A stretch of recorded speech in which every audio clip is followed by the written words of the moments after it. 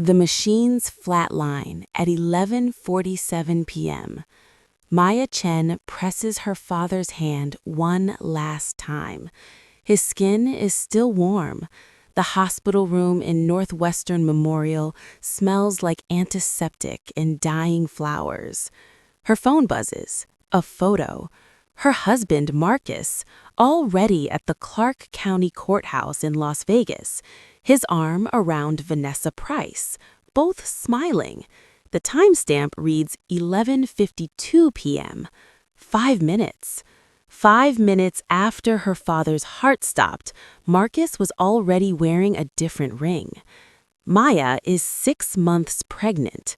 She wore black to her father's bedside because she knew. Somehow, she knew. The envelope in her father's hand is thick, manila, sealed with red wax. 3 days, he'd whispered before the morphine took him under. Wait 3 days, baby girl. Promise me. Outside, Chicago rain hammers the windows. Inside, her phone keeps buzzing, photos multiplying. Marcus and Vanessa, the woman with perfect hair who called herself his business partner, the woman who looked at Maya like she was a placeholder. The machines keep screaming even after they shut them off. Maya doesn't cry yet. She just holds the envelope and counts. 72 hours. But Marcus didn't wait 72 seconds. Before we continue, if you're watching from somewhere in this world, drop your location in the comments. And if this story already has your heart racing, hit that like button. You're going to need to remember where you were when you heard what happened next. Subscribe, because what's coming will change everything you think you know about power. Thomas Chen owned Lucky Garden on Ashland Avenue in Chicago's Chinatown. 43 years in the same location, same red awning, same hand-painted sign, same lunch specials written in chalk every morning at 6 a.m. Maya grew up in the apartment above the restaurant. She learned fractions by measuring rice, learned patience by watching her father fold dumplings, thousands of them every single day. Learned integrity by watching him refuse to shortchange anyone, even when money was tight, especially when money was tight. Thomas worked 16-hour days, 7 days a week. His hands were scarred from burns, cuts, decades of cooking. He never complained, never took a vacation, never remarried after Maya's mother died when she was 3. "Everything I do is for you," he'd tell her while they prepped vegetables at dawn. Not dramatically, just matter of fact, like breathing. Maya thought she understood sacrifice. She thought she knew what love looked like. She met Marcus Reed 3 years ago when he walked into Lucky Garden wearing a suit that cost more than her father's monthly rent. He ordered in Mandarin, complimented the wontons, asked her father's permission to take her to dinner. Old-fashioned, respectful. Thomas had hesitated. "He's not from our world, Maya." "Dad, it's just dinner." But it wasn't just dinner. Marcus was connected. Not loudly, he never needed to be loud. He ran private gambling operations across 3 states, money laundering fronts disguised as luxury car dealerships. He had Chicago politicians on speed dial and judges who owed him favors. Maya knew what Marcus was. She wasn't naive, but he was gentle with her father. He invested money into Lucky Garden without being asked. He showed up to Thomas's chemotherapy appointments during that brief cancer scare 2 years ago. He made her feel safe. The pregnancy was planned. They talked about names, about raising their daughter to be strong, about how Thomas would teach her to make dumplings the way he taught Maya. Thomas's heart attack came suddenly. Stress-induced, the doctor said. 71 years old, a lifetime of work catching up all at once. Maya spent 72 hours at Northwestern Memorial. Marcus visited twice. Both times he took calls in the hallway. Both times he left within 20 minutes. "I'm handling business, for us, for the baby." She believed him until 11:52 p.m., until the photos started arriving. What Maya doesn't know yet, Her father's last 72 hours weren't spent sleeping. They were spent making phone calls to lawyers, to banks, to people in Rome who'd been waiting 40 years for his instructions. Vanessa Price grew up in Winnetka, North Shore wealth, country club memberships, debutante balls. Her father ran the largest commercial development company in Illinois. Her mother served on museum boards and never wore the same dress twice. Vanessa met Marcus at a fundraiser when she was 23. She was everything Maya wasn't. Polished, connected, comfortable in rooms where power was currency. She understood Marcus's world because she came from it. For 3 years, Vanessa existed in Marcus's life as something unexplained. She attended his business dinners. She knew his associates by first name. When Maya asked about her, Marcus would smile and say, "She's been around forever, like family." Maya wanted to believe that. But there were signs, small ones. Vanessa's hand on Marcus's shoulder lasting too long, the way she'd correct him in public, possessive, how she'd suggest restaurants for their anniversaries and somehow show up at the same places. "You're being paranoid," Marcus would say when Maya mentioned it. "Pregnancy hormones." The night Thomas Chen died, Vanessa posted 12 photos to Instagram. Marcus in a tuxedo, her in white. Not a wedding dress, but close enough. The caption read, "When you stop waiting for permission and start building your empire." 14,000 likes in an hour. Comments poured in, friends congratulating them, business associates calling Marcus a lucky man. Someone even wrote, "Finally, everyone knew she was the real first lady." Maya read every comment while sitting in her father's hospital room, his body still warm under the sheet. Her phone buzzed again. A video this time. Vanessa and Marcus kissing outside the Bellagio. Champagne, laughter, his hand on her waist exactly where it used to rest on Maya's. The video was tagged, #MeetTheReeds, power couple, new beginnings. Maya's father had been dead for 17 minutes. She looked at the envelope in her lap, her name written in her father's shaky handwriting, Maya Chen, open August 11th, not before. Today was August 8th. Her father died knowing. Somehow he knew this was coming. That's why he'd made her promise to wait. That's why his last words weren't, "I love you" or "I'll miss you." They were, "You're stronger than you think, and you're not what they believe you are." She didn't understand then. But in 64 hours, Marcus Reed would stop smiling, and Vanessa Price would learn that some empires don't announce themselves. They wait in envelopes for 43 years, gathering interest. Marcus Reed didn't love Vanessa Price. Not the way people thought. He needed her. The gambling operations were profitable but unstable. Too many moving pieces, too much cash that needed cleaning, too many eyes watching from federal buildings in downtown Chicago. Vanessa's father, Richard Price, controlled 73 commercial properties across Illinois, shopping centers, office buildings, restaurants, perfect businesses for layering money through lease agreements and construction contracts. Marcus had spent 2 years working the angle, being charming, being useful, making Richard Price believe that marrying Vanessa would be an alliance, not a liability. But Maya complicated things. Sweet Maya with her father's dumpling restaurant and her librarian cardigans and her complete inability to understand how power actually worked. She thought love meant showing up. She thought marriage was about partnership. She was pregnant. That was the problem. A child's meant legal claims to his assets. It meant complications if he wanted to move money around. It meant Maya would always be connected to him. He'd planned to wait until after the baby was born, file for divorce quietly, set up child support through an LLC, keep everything clean. Then Thomas Chen had a heart attack.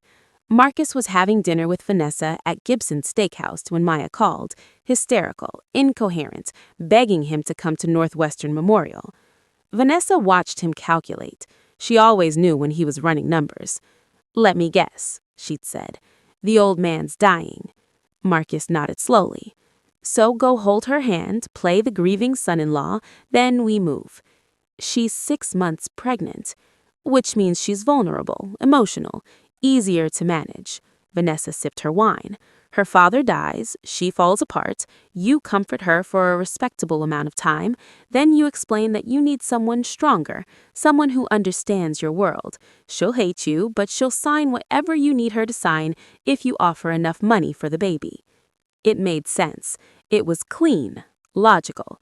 Marcus visited Maya twice during her father's final 72 hours. Both times he stayed exactly 20 minutes, long enough to look like he cared, short enough that he didn't have to feel anything. The night Thomas died, Marcus was already in Vegas.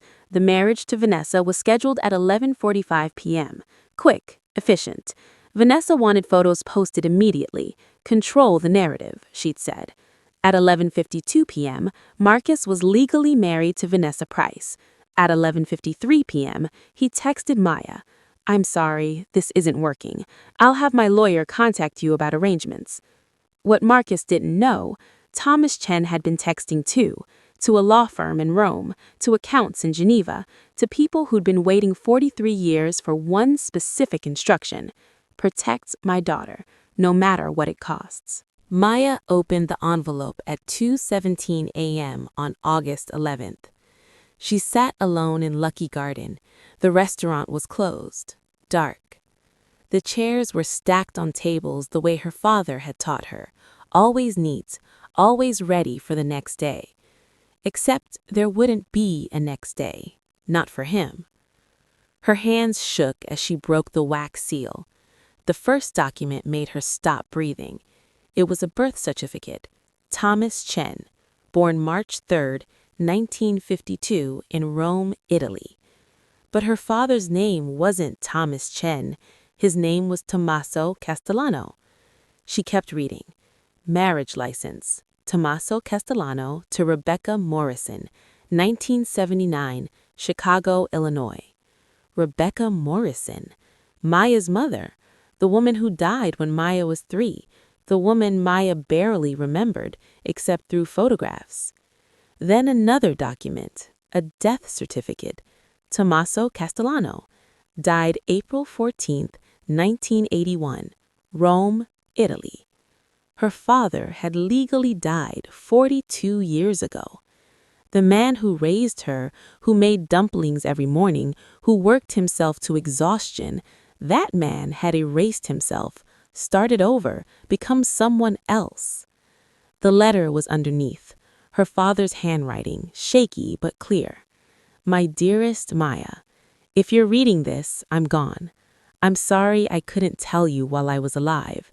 Some secrets are too dangerous to share. My real name was Tommaso Castellano.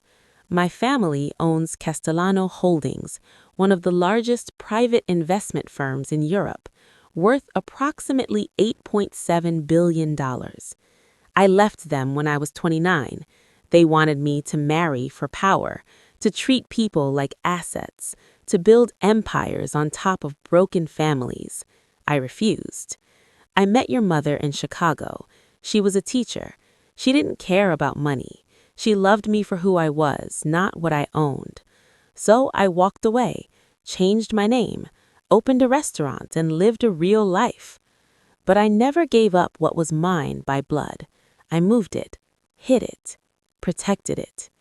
3 weeks ago, I saw how Marcus looked at you, like you were temporary, like you were in his way. I made calls to lawyers in Rome, to the family I left behind. I told them that when I die, everything transfers to you, not in my name, in yours. Irrevocable, untouchable. $8.7 billion, Maya. It became yours the moment my heart stopped. Marcus doesn't know, Vanessa doesn't know, no one knows, except the people I've trusted to protect you. The letter continued, but Maya couldn't read anymore. Her vision was blurred. Her hands were shaking so badly the paper fell to the floor. Outside, Chicago was waking up. Inside, everything had changed. Maya didn't sleep. She sat in her father's restaurant reading every document in the envelope until the sun came up. Property deeds, offshore accounts, investment portfolios, legal trusts dating back to 1981. Her father, Tommaso Castellano, had spent 43 years quietly moving an empire into her name. She owned a stake in a pharmaceutical company in Switzerland, a shipping operation in Singapore, real estate in London, Paris, Dubai. None of it flashy, all of it profitable. All of it was structured so that no single person could trace it back to the Castellano family. Until now. Her phone buzzed. Another Instagram post from Vanessa. A photo of her and Marcus at breakfast in the Bellagio. The caption, "Building an empire with the love of my life. Some people are meant for greatness. Others just get in the way." The comments were worse. People Maya thought were her friends, colleagues from the library where she'd worked before the pregnancy, even some of her father's regular customers. She's better for him anyway. Marcus needs someone on his level. That other girl was sweet, but let's be honest, way out of her depth. Maya set her phone down.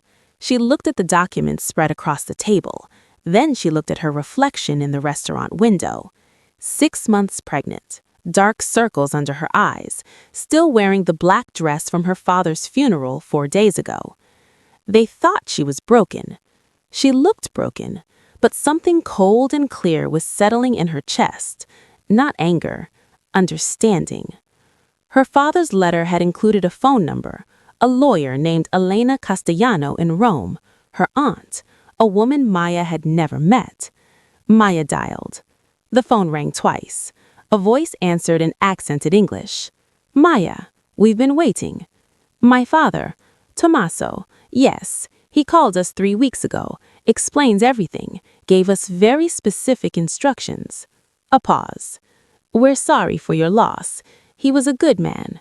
Too good for the family, they used to say, but he was smart, smarter than any of us." "I don't understand what I'm supposed to—" "You don't have to do anything. The money is already yours. The power is already yours. But if you want to use it," Elena's voice sharpened, "we can help with that. Your father left us a list." "A list?" "Of everyone who underestimated you, starting with Marcus Reed and Vanessa Price." Maya looked at her father's picture on the wall, him smiling behind the counter, hands covered in flour, happy, free. The man who'd given up billions to live honestly, and who'd spent his final days making sure she'd never have to beg anyone for anything. Marcus Reed didn't check his business accounts on his honeymoon. That was his first mistake. He and Vanessa spent 5 days in Las Vegas, gambling, drinking, posting photos, making sure everyone saw them together, making sure the message was clear. This is the real power couple. On August 16th, Marcus returns to Chicago, to his penthouse in Gold Coast, to his office above a luxury car dealership on Michigan Avenue. His accountant, David Park, was waiting. His face was gray. "We have a problem." Marcus set down his suitcase. "What kind of problem?" "The gambling operations. Someone's calling in debts." "What debts? We don't have." "Apparently we do, from 2019. You borrowed $52 million from an offshore entity to expand into Detroit. The loan was supposed to be forgiven after 5 years as part of let's call it a gentleman's agreement." Marcus remembered, vaguely, a deal arranged through intermediaries, clean money to expand operations, no questions asked. So the entity is calling it in, full amount, plus interest, $71 million total, due in 30 days. Who's the entity? David slid a paper across the desk. Castellano Holdings, Rome, Italy. The name meant nothing to Marcus. Tell them we'll negotiate. These things are always negotiable. They're not negotiating. And Marcus, there's more. David opened his laptop, pulled up property records. Your social club on Halstead, the one you've been running operations through for 6 years, the building isn't owned by the LLC you thought it was owned by. It's owned by a trust. That trust is controlled by Castellano Holdings. They're terminating the lease, effective immediately. Marcus felt something cold in his stomach. How is that possible? I'm still figuring it out, but Marcus, it's not just the club. 3 of your car dealerships, the warehouse in Gary, Indiana, the restaurant you use for meetings, they're all connected to properties owned or controlled by Castellano Holdings, and they're all being pulled. This is someone's idea of a shakedown. Find out who runs Castellano Holdings and... I did. David turned the laptop around. The primary trustee is Maya Chen, your ex-wife. Whatever she is now. The photo on the screen showed a woman at a conference table in Rome, dark hair pulled back, expensive suit, sitting next to lawyers and bankers. She looked directly at the camera. She looked nothing like the Maya Chen who'd cried at her father's funeral. She looked like someone who'd been waiting, and she was just getting started. Vanessa Price's father was arrested on August 19th. Federal agents showed up at Price Development headquarters at 6:47 a.m. They seized computers, files, accounting records. 23 employees were escorted out in handcuffs. Richard Price was charged with 14 counts of money laundering, tax evasion, and racketeering. The indictment was 284 pages long. It detailed every transaction, every shell company, every dollar that moved through Price Development from 2017 to present. It was thorough, professionally thorough, the kind of investigation that took years to build. Except it had been built in 11 days. Vanessa called Marcus hysterical. "This is impossible. My father's lawyer said these charges came from evidence that didn't exist 2 weeks ago. Someone gave them everything. Bank records from Switzerland, emails from accounts that were supposed to be encrypted, everything." Marcus already knew who. He'd spent 3 days trying to reach Maya. Her phone was disconnected. Lucky Garden was closed. A sign on the door said family emergency. Her apartment was empty. She'd disappeared. But her lawyers hadn't. Marcus received a letter on August 20th from Elena Castellano, legal counsel, Rome, Italy. It was brief. "Mr. Reed, your outstanding debt to Castellano Holdings is due September 15th. Failure to pay will result in asset seizure and criminal prosecution for fraud. Additionally, your operations are currently under review by federal authorities. We have provided them with documentation of financial irregularities dating back to 2019. We encourage you to cooperate fully. Miss Chen wishes you well in your new marriage. E.C." Marcus threw the letter across the room. Vanessa picked it up, read it. Her hands started shaking. Who the hell is Castellano Holdings? Her father's company, apparently. Her father owned a dumpling restaurant. No, Marcus sat down heavily. Her father owned a dumpling restaurant and an $8.7 billion fortune. We just didn't know about the second part. Vanessa's face went pale. You married me because my father had money, and you left her because you thought she had nothing. Yes.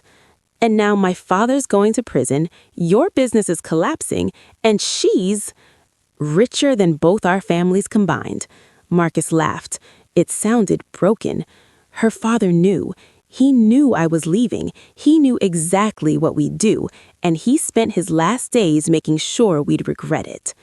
Outside, Chicago was bright and ordinary. Inside, everything was ending.